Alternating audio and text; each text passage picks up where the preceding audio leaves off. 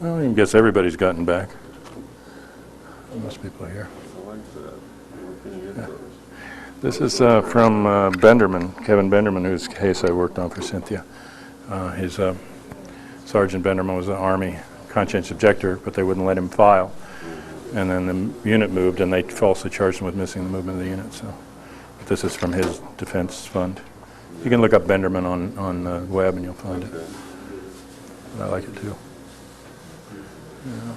No, I got you. We'll have a screen tomorrow, but we'll use this for tonight. So, and if there's people who want to stay afterwards, I do have some other DVDs and CDs. But this is Randy Benson, and he's been following us around. And so if he isn't doing it for the government, he must be doing it for something else. And he's been an award-winning film documentarian, and he's doing a film about the researchers, so he can tell you more about it, and he's going to show an excerpt from it, and then hopefully show the whole film next year. Yeah. Well, yeah, let me give you the mic. Oh.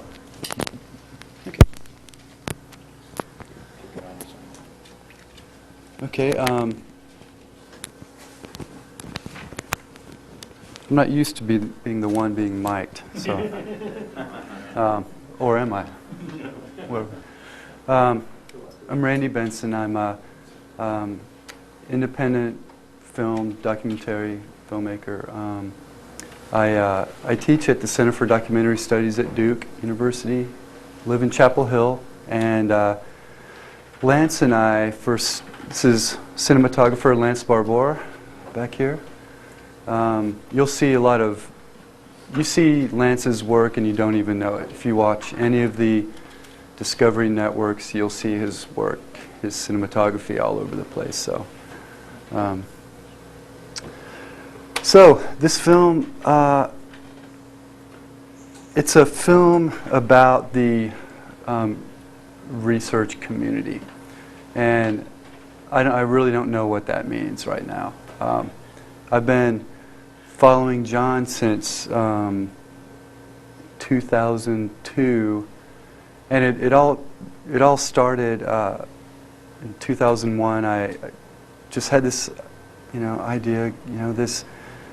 It's always really interesting after the movie JFK. Just really interesting case, and I started reading all the books, and I always thought, this would be a really interesting film about just the people that are the caretakers of our history. Just who are these? Who are the people who are responsible for our history? And the more you read and the more you look around, the more you realize that, well, it's certainly not the people that we thought they would. We thought it would be the people in the government. We thought we could trust our history books, and of course you can't. So I came down got online and saw anything on the web, and that got me to Dallas in 2001. And I was just kind of snooping around, checking out Dealey Plaza for the first time. And I saw John down there and touched base. And then he sent me an email in the summer about the American University talk he gives. So then I got an email, and it was happening the next day. So I got up at 6 a.m., got in my car, got all my gear together in North Carolina, and drove up to D.C. and ambushed John and said, "John, I met you. I know you don't remember me, but really want to make a film about the people who are spending the time."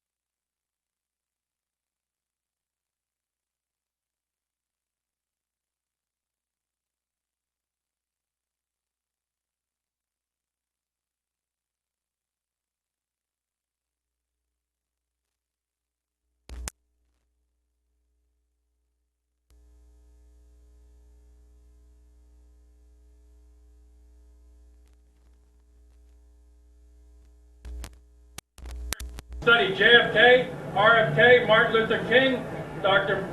Malcolm X's assassination, and other political assassinations.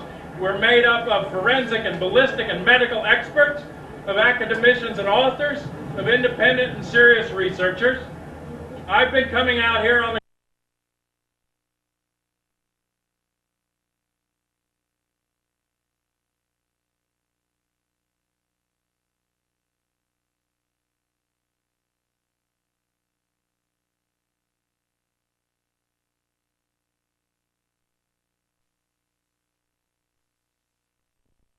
If you watch any of the Discovery Network,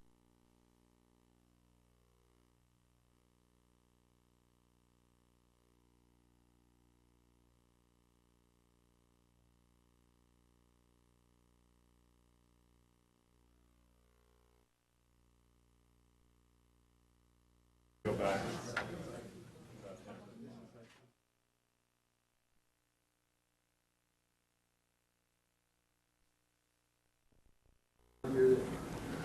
Well, I guess everybody's gotten back. Most people are here. Yeah. This is from Benderman, Kevin Benderman, whose case I worked on for Cynthia. His Sergeant Benderman was an Army conscientious objector, but they wouldn't let him file. And then the unit moved, and they falsely charged him with missing the movement of the unit. So, but this is from his defense fund. You can look up Benderman on the web, and you'll find it. I like it too. Yeah. No, I got you. We'll have a screen tomorrow, but we'll use this for tonight. So, and if there's people who want to stay afterwards, I do have some other DVDs and CDs. But this is Randy Benson, and he's been following us around. And so, if he isn't doing it for the government, he must be doing it for something else. And he's been an award-winning film documentarian, and he's doing a film about the researchers, so he can tell you more about it, and he's going to show an excerpt from it, and then hopefully show the whole film next year. Yeah. Yeah, let me give you the mic. Oh.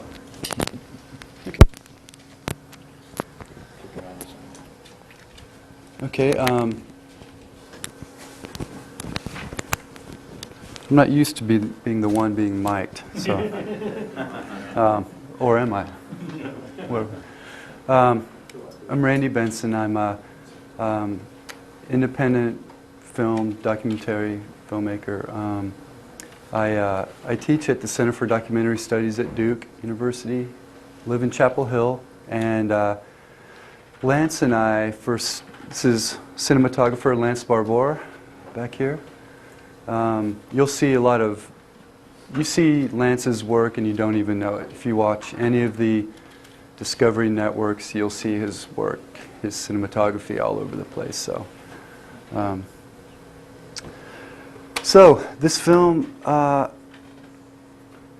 it's a film about the research community, and I really don't know what that means right now.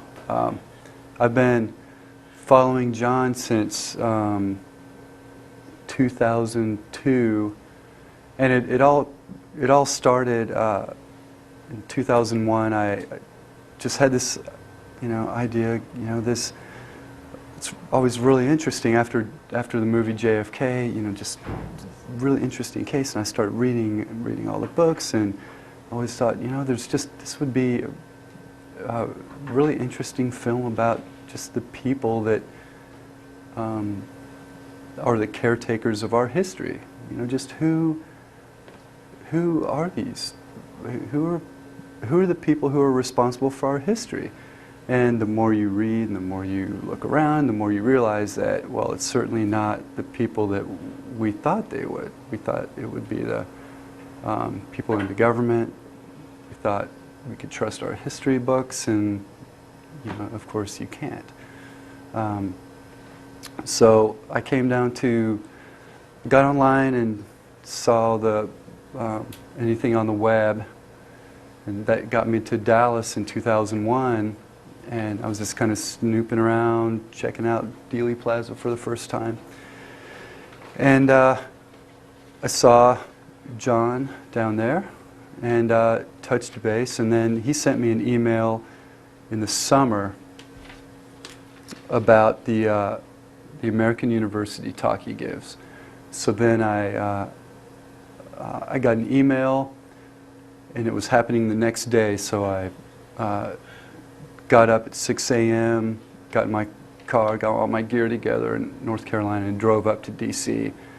and ambushed John and said, "John, I met you. I know you don't remember me, but really want to make a film about the people who are spending the time, who are spending the hours and hours and hours in the National Archives, digging up our history. These are the people who are preserving our history, and no one else is doing it." And so it just kind of started there, and we've just been to the COPA Conference every year since, and every year but last year up in D.C. But now I'm at the point, take a step back, I just got married, so the last 18 months of my life I haven't been working on the film, sorry. But now I'm back, and the goal is to have the film finished for next year. And in an ideal world, it would have the premiere at the Texas Theater, newly refurbished Texas Theater. So that's the goal. So in this next year, I will be traversing the country as much as possible, getting as many interviews as I can, and speaking to as many people as I possibly can. And so what you'll see tonight, I have 3 just excerpts of interviews and some footage, 3 10-minute. Please don't feel obligated to stay. What you'll be looking at is raw footage, but I think you'll see in the spirit of where I want to go with this film is you'll see in these interviews.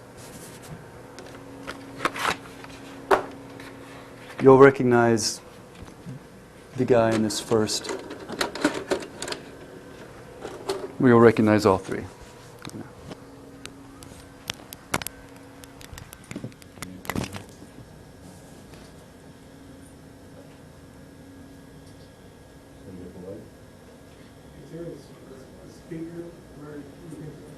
Here with the Coalition on Political Assassinations, we are the nation's serious research community. This is our 9th year of conferences here. We have one going on with the real researchers in these cases. We're responsible for the release of 6.5 million pages of government classified documents under the JFK Records Act, the largest release of classified documents in American history. Came from the work of the Coalition on Political Assassinations that helped to draft that act and implement it. We're now working on an act to get the records loose on Dr. Martin Luther King Jr.'s life and death, which is still buried by this government, as well as other records on murders that happened in that period. We studied JFK, RFK, Martin Luther King, Dr. Malcolm X's assassination, and other political assassinations. We're made up of forensic and ballistic and medical experts, of academicians and authors, of independent and serious researchers. I've been coming out here on the grassy knoll since the late 1960s. I came every year with researcher Penn Jones, who held a moment of silence at 12:30 to commemorate this, and he asked me personally, when he got too sick to do it any longer, to continue that tradition. And we came here every year except one year. He came to D.C. and we went to the Arlington National Cemetery to the Kennedy grave and held it there. And we came out today to do the moment of silence and to be here to commemorate what happened, but also to challenge this country to become a democracy. Because what was killed on November 22nd, 1963 was not just a president or an individual. Truth was killed, and hope was killed, and a government that responded to popular movements was killed, and a hope for democracy in this country was taken instead by a military industrial intelligence complex that President Eisenhower warned before Kennedy came into office would rise into power if it wasn't held back. And Kennedy said he didn't want a Pax Americana like the neocons that live in the White House now. and take us into what we're told will be a war that won't end in our lifetime, and a war with 60 countries, and a permanent war economy. If you want to know why you have a deficit in this country, it's the Pentagon. That's where the money goes. You can't cut taxes and increase the cost of the Pentagon and the intelligence agencies and not cut social services and education and welfare and health and medicine and anything in this country that could be really developed. And the irony is that we live in a time of absolute surplus where everyone on earth can be fed and clothed and housed and interneted and transported, and instead, because that wealth is concentrated in fewer and fewer hands, we have a government and a foreign policy whose agenda is to go after more of that wealth, to go after the resources that create that wealth, and to put our country and other countries at war perpetually in order to do that. But we are what's left of democracy in the world. We have the most potential of any country in the world to make democracy work. We have a strength that they are afraid of in this country, which is why they go to the lengths they do on television to deny what we're saying, and in the scrapping of the Constitution since 9/11. And they haven't told you the truth about 9/11. I grew up in Washington, D.C. I know that it's the most restricted airspace in the United States. I know that when a small commercial plane goes off course anywhere near that space, as it did just this week, they send up an interceptor. But I was watching TV locally in D.C. and was told a half an hour before the plane hit the Pentagon that a plane was coming to Washington, D.C. Now, if I knew, they damn well knew. They have F-16 fighters at Anacostia Naval Air Station. They have F-18s at Andrews Air Force Base just to the south of us. They don't have to go down to Langley, Virginia, 130 miles away to get a fighter jet up, or if they do, they don't have a defense of the United States. They said we didn't have a mechanism. I sat on the damn mechanism when I was 10 years old. My parents who worked at the Pentagon took me out for lunch in the courtyard, and I sat on a silver box. And my dad said, "Get the hell over there." I said, "What is it?" He said, "It's a surface-to-air missile port." In 1999, I talked to the head of security at the Pentagon. He pointed up, he told me they were on Delta alert because of bomb threat calls, their highest form of alert. They didn't go to Delta on 9/11, they only went to Charlie.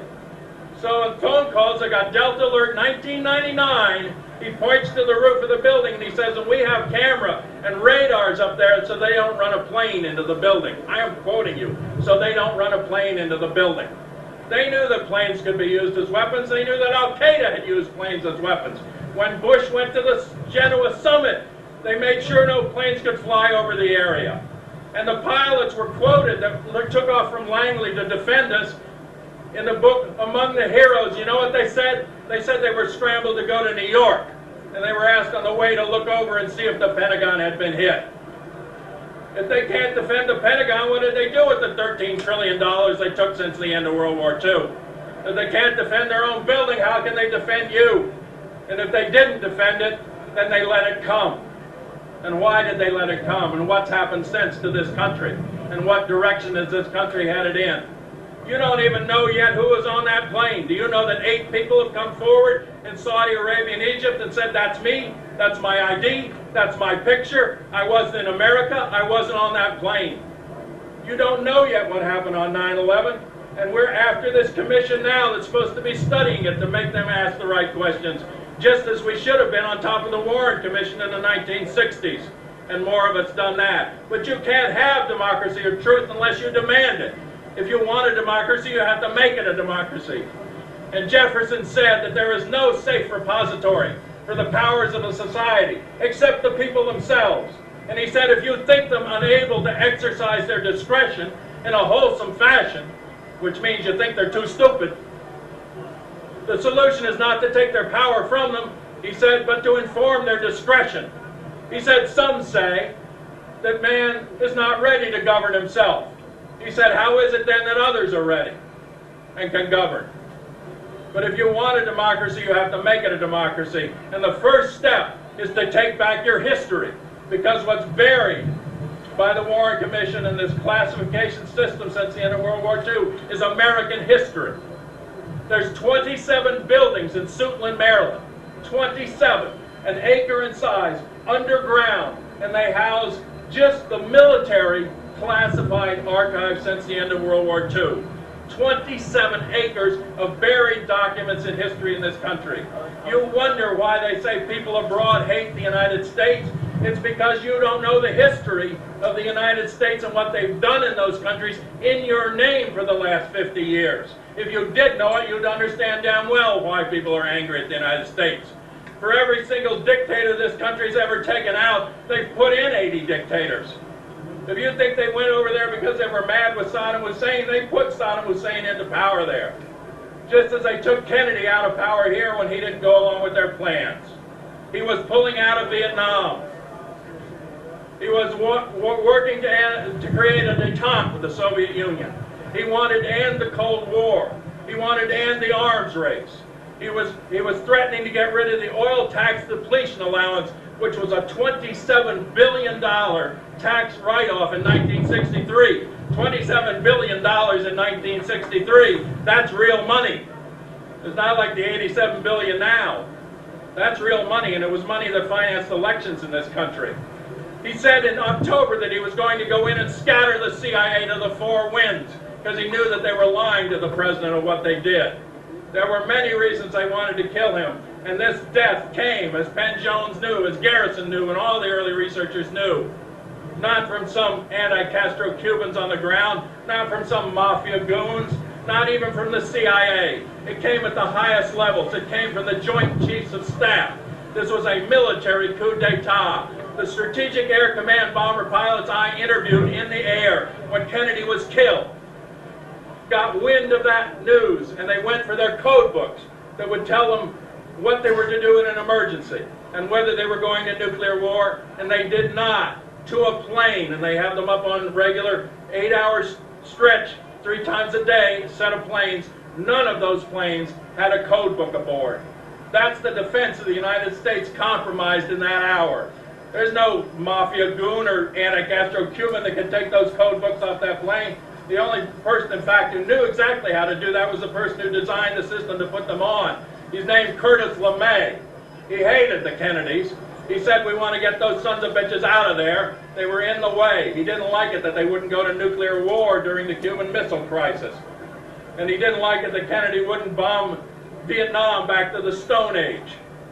And they thought that Kennedy was going exactly the opposite direction. He was talking about normalizing relations with Cuba. And they certainly didn't want that. There's money in war.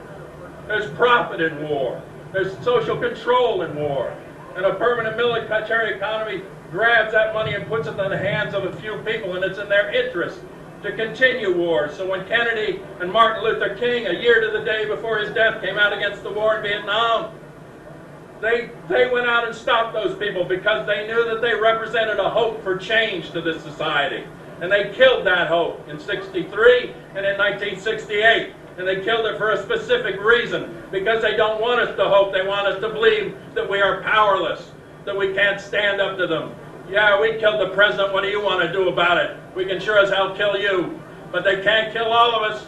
There's more of us than we can think, and we can make it into a democracy. And if we don't, the nightmare that will result from the path that we've been on since 9/11 will make the Kennedy assassination look like a Sunday school picnic.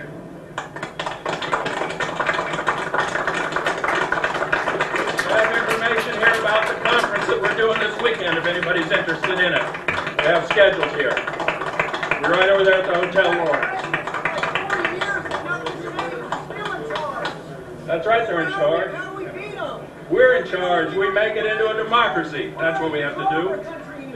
Well, not if you sit there and say you're not in control, but if you understand you're in control, then you take back the taxes, you allocate them yourself, you directly decide what kind of policies you want, and you don't rely on representatives that they can blackmail and bully and bullet. You don't need a representative. You only need a representative when you have a horse. The handheld mic. That's what they had in the 1700s. They had a horse. That was communication and transportation. You're in the 21st century. You can communicate directly. You have a commonwealth of a media that you can take back from these corporations. You can openly debate policies. This is what George Washington said. He said there shouldn't be political parties. He said policies belong to the people as a whole. And he said when a party is formed, it puts it back in the hands of a few. Jefferson said there's only two parties, no matter what they call themselves. Those who want to take power from the people and put it in the hands of the elite, he said those are the aristocrats. And those who want to take it from the elite and put it in the hands of the people, he said that's the Democrat. But he said if you have a democratic government and you have a democratic constitution and it functions, you don't need a democratic party. You don't need a party. You don't need a representative. You need to control your own lives in a democratic fashion. You need to decentralize the control in this country and take back your lives because it's been stolen from you. And it's been stolen from you to understand how much power you have. There's no one else in the world they're afraid of besides the American people. You think they were afraid of the Soviet Union? You think they're afraid of Castro in Cuba? You think they're afraid of the third world? No, it's us. It's us, the space between our ears. This is the power that can change the world, is the American people, and they're the only ones that have the wiggle room left to do it, or the lack of control over them that's left to do it. So if you want to change it, you can. It belongs to you. It's your life. It's your country. But if you don't want it, if you want to sit silent and you want to hand it to them, they're showing you, like they did in the last election, what they think of you and your vote. Take your vote back and make it a vote for the policies under which your life is ruled. Make democracy a system where the people in it decide what happens to them and they make decisions about the effects of things on their own lives. Nobody can represent that. I can't represent you. Why would you try to represent me? I can't represent the people that are listening to me here. How could I? I'd have to split my vote 500 different ways. Let's represent ourselves directly. When we pay tax, let's allocate that tax as the last page of our tax form. Make it into a democracy, because otherwise, if you don't get at the truth, if you don't change this system, it's not going to destroy just America, it's going to destroy the entire planet.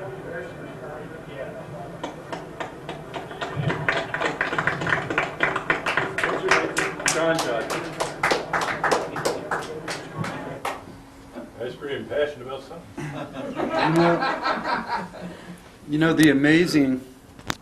One of the difficult things about digging through the 80 hours of footage I've already shot is finding moments like this. And I know that in my film is going to be a 2-hour film, only 2 hours. But I'm going to, I'm resolved that I'm going to have to cut that up. I can't include that whole thing. But it's the passion of that 14 straight minutes that we just saw, and I can't believe that was only 14 minutes. I mean, it felt like it went by in a heartbeat. And that's the passion of one person, John, whom we all know, but you see that in anyone you talk to who is passionate about this subject and about our history. And so that's going to be the really, really difficult thing, going through all these interviews and chopping up those moments. What other people have you followed or done?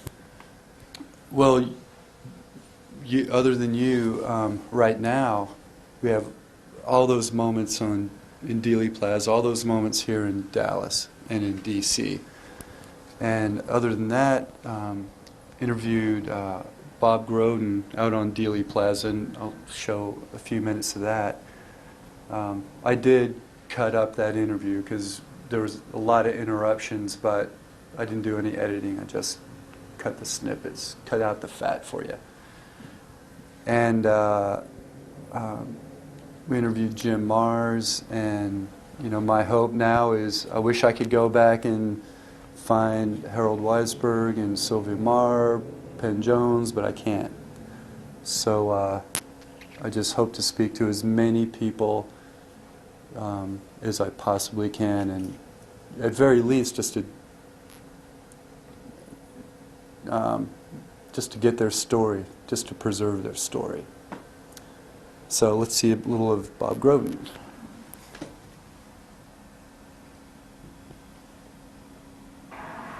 Back in January and February of 1975, I appeared at a conference in Boston about the assassination called The Politics of Conspiracy. And for the second time ever, I publicly showed the Zapruder film to an audience. Based on that evidence, based on what I had shown that audience, I was asked to appear on national television, on Goodnight America, the Geraldo Rivera show. Back in those days, Geraldo still had an open mind and was willing to deal honestly with the issues of the Kennedy assassination. We presented the film to the national public and they were shocked. They wanted to know, why weren't we allowed to see this before? Why was this withheld from public view? And that created the public outcry that got me invited to Congress to present the evidence. The photographic evidence that I presented to Congress was so overwhelming that they had no choice but to at least question the Warren Commission findings. Because of that, they were open-minded and honest enough to present legislation to reopen the case and re-examine the Warren Commission and the evidence itself. The result of that conspiracy finding did change the history of what went on here in Dealey Plaza. And to this very day, we are now left with those who still believe the Warren Report on one side and those who are open-minded and intelligent enough to believe the House Committee report. The majority of the good work that's been done on the issues of the Kennedy assassination has been done by independent private researchers like myself. The government has done virtually nothing on their own. Everything that has been brought forward in medical evidence, ballistics evidence, photographic evidence, acoustics evidence, has all been brought forward by individuals who have actually done the work on their own. Unfunded, unsupported. We've done the work. The government then picks up on it when they can't avoid it any longer, claims it as their own, and then goes to another dead end without ever going all the way. Now, the research community is a very, very loose-fitting term. There are real researchers, people who have really done work in this case. Harold Weisberg, Sylvia Marr, Ben Jones, Mark Lane, Josiah Thompson, certainly. Many others. I'm almost ashamed that I can't mention them all, but there are so many of them. Some of them back in the 1960s into the 70s, some in the 70s into the 80s, and some now. But there are many members of this endeavor that don't really have both oars in the water. A lot of craziness has come out, a lot of purposeful disinformation has come out. There are people on our side of the case that have done more harm to this case than all the Gerald Posners put together. It's hard enough getting the real evidence out there when you're just dealing with the other side lying about whether there was a conspiracy or not. When you've got people that pretend to be on our side presenting false evidence, it becomes impossible. There's just so much garbage that we have been force-fed through the last couple of years, and it only serves to disturb the direction of the finding of the truth, but it also tends to tire people out. Where people had an idea that here shots came from the grassy knoll. Why do they have that idea? Well, the medical evidence shows it, the eyewitnesses show it, the acoustics evidence shows it, it's all there. You know, I've often wondered what would happen if the government got on the Today Show in the morning or Good Morning America and said, all right, yeah, we're tired of running away from this. We did it. What y'all going to do about it? That's the question. What could we do about it? We know there was a conspiracy. Whether Oswald was involved in it or not, there was a conspiracy. No question about that.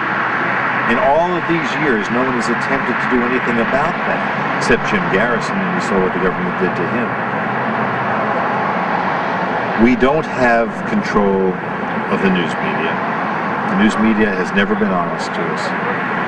We have been force-fed garbage on virtually every news issue since we were in diapers. When Walter Cronkite, Dan Rather, Peter Jennings get on TV and they tell us one lie after another about the assassination, what are we going to do? Except for the critical community, who's there to put out an alternative theory? History relies on us to at least present the evidence, but we need to be honest about it. We need to be accurate about it. And that's getting harder and harder as time goes by. John Kennedy was killed just a few feet from here. And for 42 years, the government has turned their back on what really happened.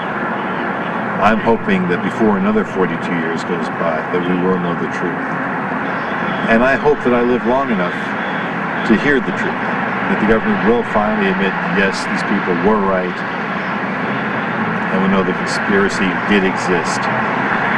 Those of us who are film fans have seen many, many great classic films, many of them made by Frank Capra. In a movie called Mr. Smith Goes to Washington, Jimmy Stewart is trying to defend the truth, trying to get it out there. And Claude Rains, as an elderly senator, has been deeply involved in persecuting him, trying to hide the truth. Finally, at the very last moment, Claude Rains comes in and he admits the truth. He goes on the floor of Congress, says he was telling the truth. He's the innocent one. We're the guilty ones. It would be nice to see that. I'm not naive enough to believe that's going to happen. But for crying out loud, well, those bastards are up there lying to people that are paying $10 to $13 a piece. These people deserve to know the truth. The new generation, they'll stand on the X and smile and wave and they'll lie down in the street. It's pathetic, just pathetic. And every once in a while, someone will come along, 15, 16 years old, will know the evidence, will be intrigued by it, will want to learn the truth. That's what this is all about. To keep the issue alive, to let the next generation know, hey, this happened in history, and it needs to be solved. Don't buy into it. Don't buy into the lie. Another author in the case signs his books, Question Authority. Do that. Question Authority.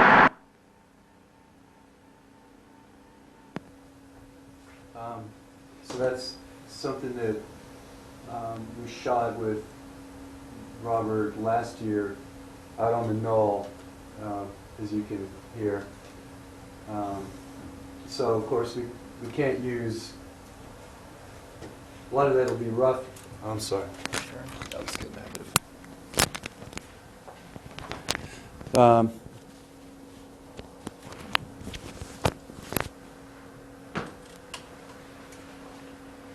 I don't know where I was going with that. I'm sorry. So to shut it with them on the knoll, you can't use all the victims.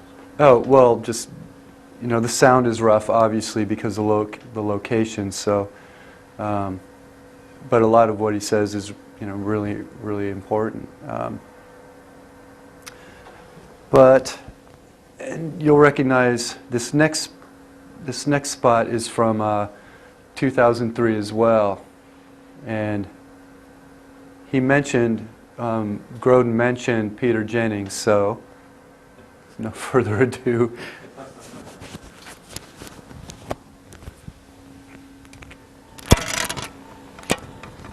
He says, to use an odd metaphor, you put 6 million murdered Jews on one side of the scale and the Nazi regime on the other, you have a rough balance. Greatest crime, greatest criminals. But if you put the murdered president on one side of the scale and that wretched waif Oswald, as Manchester calls him, on the other, it doesn't balance. You want to add some weight to Oswald, it would invest the president's death with meaning. Kennedy would have died for something. Manchester says a conspiracy would do the job nicely. I'm Peter Jennings. Good night. What I just saw was somebody that had a last little bit of shred of credibility in the media take the final leap. I mean, this is Peter Jennings, who at least used to try to tell the truth about the Vietnam War, now going along with, the worst sort of garbage, where they just take people who already have their opinion laid out and have the reasons for it without any balance or even an attempt to get at truth, and just let these people come on and speculate about Oswald's motive and his life and this ridiculous computer graphic that doesn't prove a damn thing, and it's all, well, of course you can prove something if your assumptions are wrong, then so if you assume this, then this, couldn't this, well, yeah, but I mean, the basic facts of it are just totally skewered, and then they go through this long thing creating a phony Oswald, a phony Ruby, that have nothing to do with the real history, and then ascribing them all these motives that, like as if these people were inside their brain. But the question you have to do is you have to look at Oswald and who he really is, and he's much more complex than this nonsense they were throwing out there. And just the same in the other cases. But this was just a panoply. I've never seen them put so many prevaricators and government hacks up in one program in such a concentrated period of time. Did you recognize some of the people they put up? Oh, absolutely, all of them. I mean, some I had never seen before, but I know who they were from the case. But yeah, I mean, they're people that have a reputation of writing books, and there's not that many. There's only a handful of writing books and being officials. But I mean, Jack Valenti. I mean, you know who Jack Valenti is? I mean, in his background and how much lying he's done on behalf of the government, tight with the worst elements in the administration, and Warner Brothers and mob connections and all of that. I mean, and for him to come up and I'm supposed to ask what he thinks about something. I know what he thinks about it, and I know what he'll say about it. But I mean, there wasn't anybody on there with any balance or any credibility. These were people that had already tipped their hand. So it's not an investigation. It's just a lawyer's brief, and not based on much evidence. I don't think a regular jury would listen to that and come up with any kind of conclusion in their direction. So that'd be pretty frustrating. I mean, it's frustrating for me watching. Well, the reason it isn't for me is that I realize they have to keep going to these links all these many years after, because the public will not budge on this one. You see, they can push their other lies and get across with them, but the Kennedy assassination, the public has always, the vast majority have always known that there was a conspiracy and believed it, and they can't, no matter how much they wag their finger at them, they can't get them to go. And so, this is like, again, a last desperate attempt. It reminded me of Walter Cronkite years ago when CBS was doing this dirt, and he goes out there and they show the book depository behind him in the knoll, and he says, it just doesn't seem possible that one man firing one weapon could have done so much damage under ordinary circumstances. And then he takes his glasses off and he looks in the camera and he says, but these were no ordinary circumstances. He was firing at the President of the United States. Which means what? I mean, that's what we get as evidence or conclusion about historical reality. I mean, any academic historian would laugh his head off at that kind of nonsense. It's nothing but propaganda and mush. And not only because it doesn't take the other facts into account, but because the stuff they put up as evidence is so flimsy on the basis of it. So, I mean, that's why I'm not that frustrated, because I don't think anybody would be convinced by it, and I think it just, again, shows their desperation. But it's of the interest for the American media to prove the Warren Commission was right, because if so, then they have not failed in their duty for the last 40 years to tell the truth to the American public. It covers their rear end to say that the Commission was right, if there was no conspiracy. But the main idea that you heard over and over and over tonight is that what all of us are about is people that can't accept the idea that a lone nut could have killed a famous and wonderful president. Well, I'll tell you, I don't know anybody in the research community that ever started their work based on that thought or any thought like it. All of us went to the record, we went to the evidence, we looked at the facts, and that's what led us to the conclusion. And it has nothing to do with our psyches or what we can accept or not accept. And how can you think that I fluff my pillow at night and sleep better, thinking that there's a vast government conspiracy all the way up to the top levels of the government to kill the President of the United States and destroy democracy, that I sleep better thinking that than that a lone nut killed him? What sense does that make? But he comes on and says that that's something in the American psyche and people just can't accept the president. It's nonsense. What they can't accept is a phony government lie that was told by the Warren Commission, and they haven't since it was told, because it doesn't hold up to any scrutiny or any logical. You can't take the evidence that the Warren Commission did release and make it back up. And they say 6.5 million pages have been out, and we can't find a piece of evidence. Those 6.5 million pages have already rewritten the history of the Bay of Pigs, they've rewritten the history of the Cuban Missile Crisis, and they've rewritten the history of Garrison's investigation, and they black up that investigation, and they show that Clay Shaw was in the CIA. So those records are going to prove them wrong, but they pretend that there's nothing there. 6.5 million pages and nothing there. Case, files are open and the case is closed. But the reality is that the case is open and the files are still closed, and there are things that haven't been released. And it was John Tunheim, the head of the Record Review Board, who said that, not us. He said that the military intelligence and the others haven't come forward with the files yet, and he wants them released. So we aren't scrabbling around, but we know there's more. But we also know that there probably isn't a document that says go kill Kennedy, because they don't write them that way. There's only smoking documents, not smoking guns.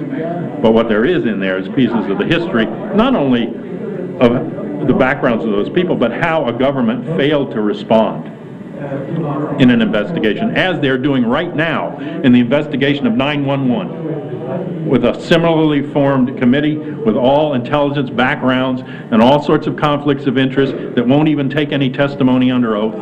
They're doing exactly the same thing, and in fact, Keene, the director, compared them to the Warren Commission the other day. Compared himself to the Warren Commission. Can you imagine somebody doing that and thinking that, well, he is like the Warren Commission, whether he knows what he's talking about or not, or he thinks he's giving himself credibility, he's like that failed commission, and that's what this is going to be too, another phony investigation. And the American people, the families, stood up and turned their backs on him and walked out at the last public hearing. That's how frustrated they are with this nonsense that's passing for a government investigation. And the commission was no better. But most people don't go to the record, they don't go to the facts, they don't go to the depth. And when you do, the conspiracy is not a theory, it's a fact.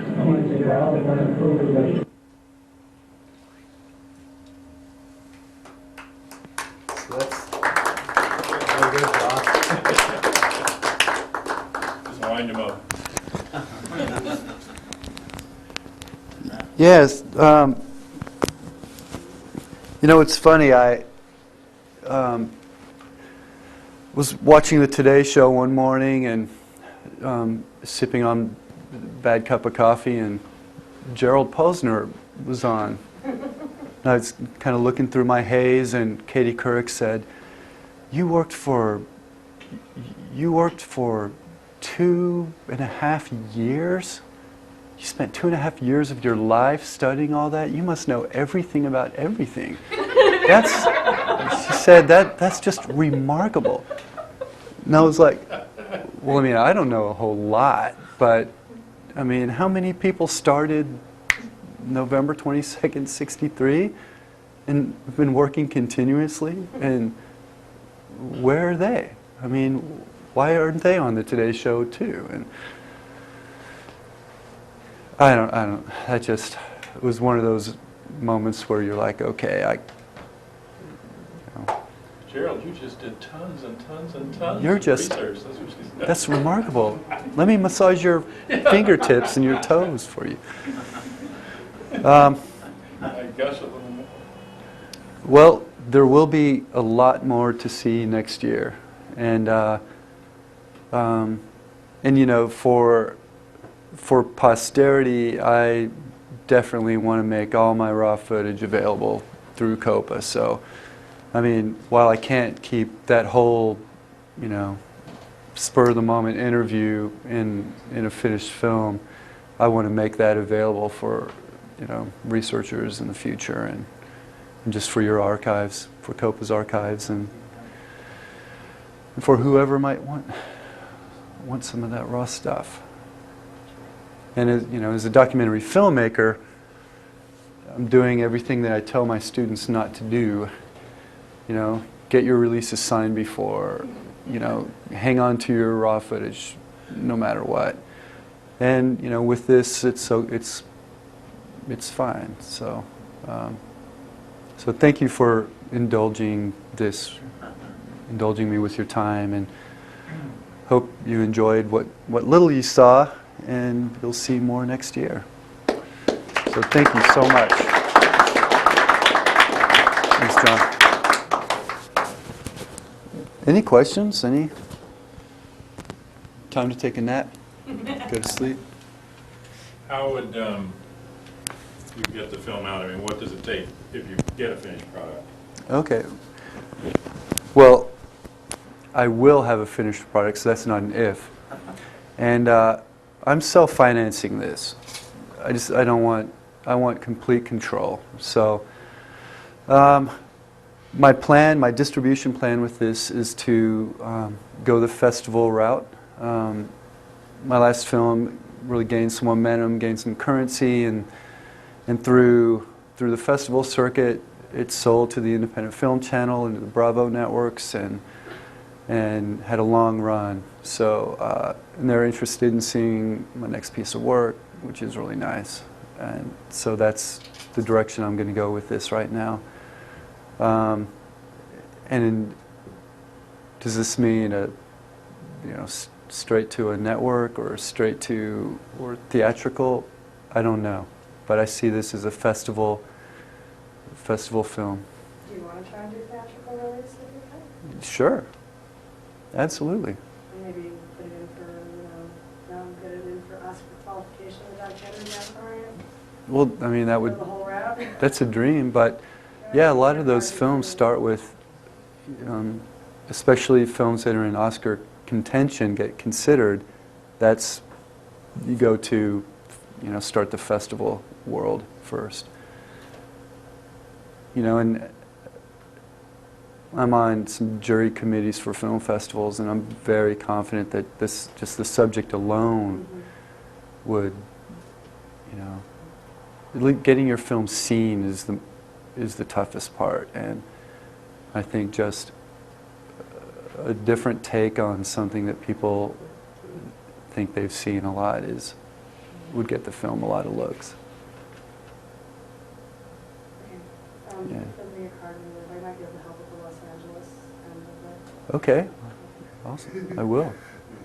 Damn, I should have brought a card. Another thing I tell my students now. Well, thank you so much again. Thank you. And from here on out, I'll be in the back of the room this weekend.